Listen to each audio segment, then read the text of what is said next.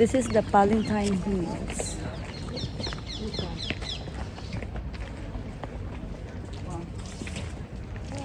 It's pretty hot. Can you grab that, me? My water bottle.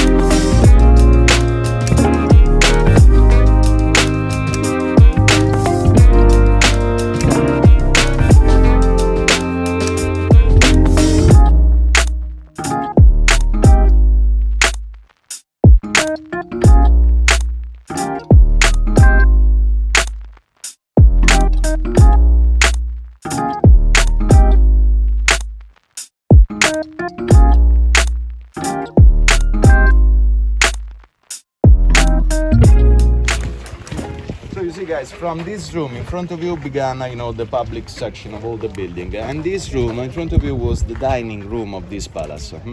So the room was provided with a wonderful, marble floor, made of several varieties of African marbles, and this was like a floating, floor that was suspended, held by a series of little and tiny walls, like the three sections still visible on the left, below the bandit section.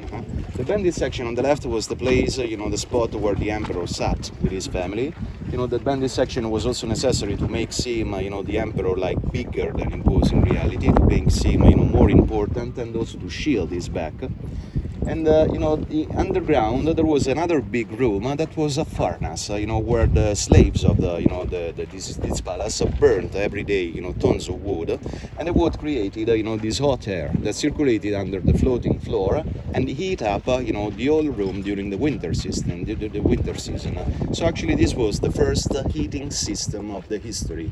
The Romans called it, hypocausto, and this was the same system the ancient Romans used to warm up, the water of their, thermal bath complexes. You see, the ancient Romans had discovered that this passage between the cold, the warm, and the hot water was very good for the blood circulation, and they used this system, furnaces where slaves would have burnt, tons of wood every day, and the hot air was able to circulate under the floor, and that's also why the floor is collapsed nowadays, because below is empty. And if that wasn't enough, these walls were also provided with grooves where the air circulated inside and warmed up better, the whole room during the coldest season. Imagine.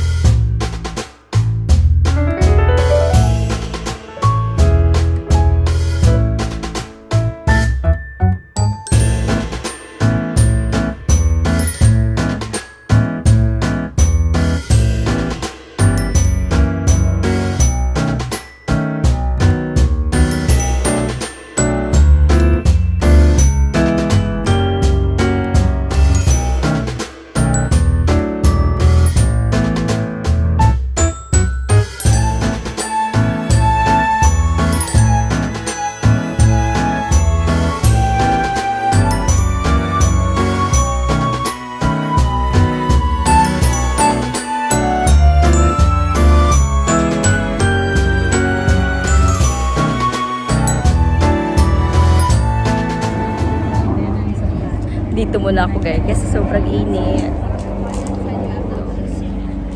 You see, I'm almost black. But I can still hear the tour guide, so it's okay.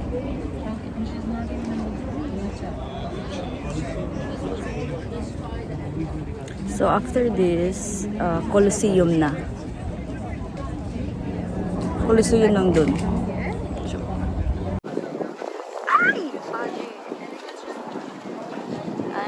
Colosseum, guys. That's the next stop. So see you there.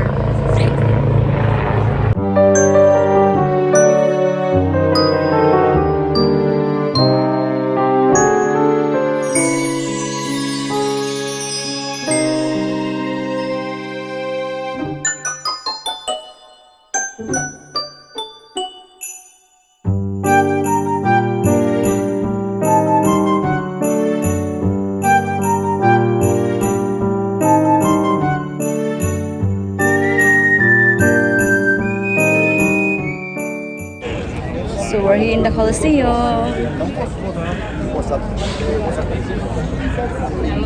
Offered by the rich people in lower classes. Going inside. Wow, it's so huge. So huge.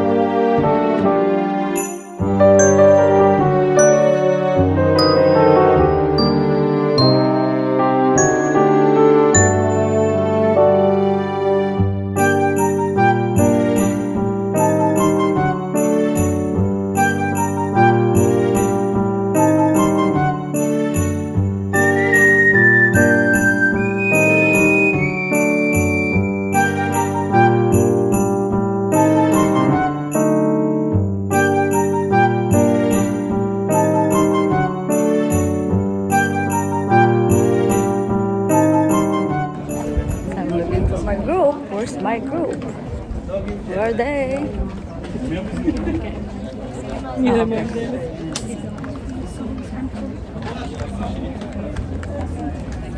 Wow, look at this.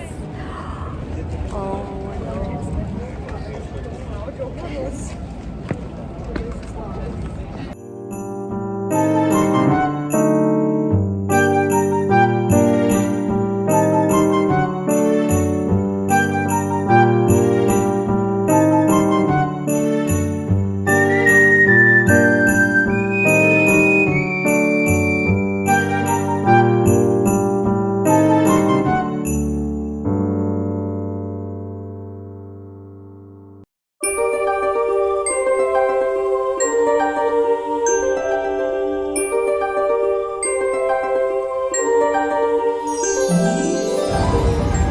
So the statue earlier was called the Mouth of Truth. It is the story in Rome, or I think entire Italy, where somebody asks you and then you must tell the truth, and you put your hands inside that mouth, and then if you don't tell the truth, then that statue will bite your hand. So yeah, it was a good experience. So right now we're on our way to the altar of the Father. It's about 10 minutes walk from there. And yeah, so see you later.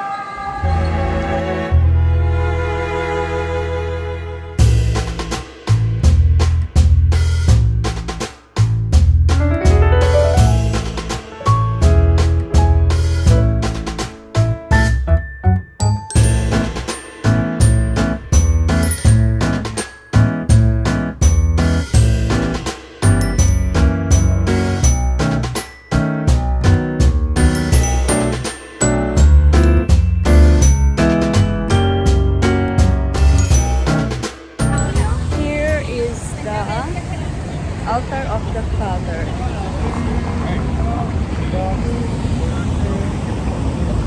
Wow, it's really wow. So wow.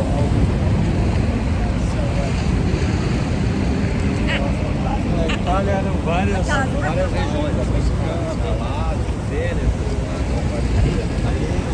Paulo.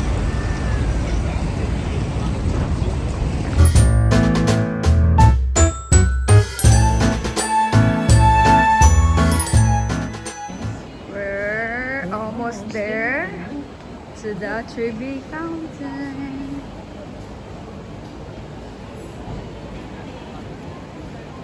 I can see it.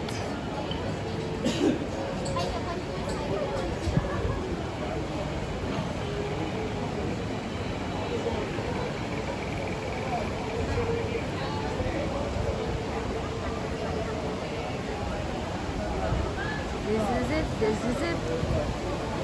Trevi Fountain, the famous fountain in the world.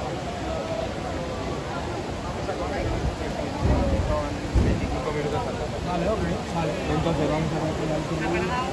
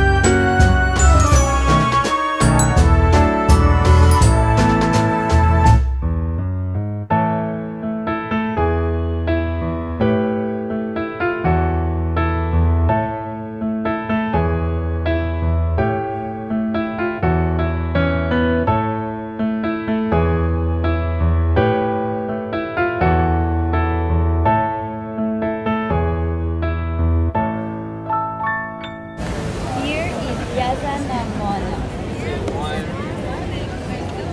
Dragon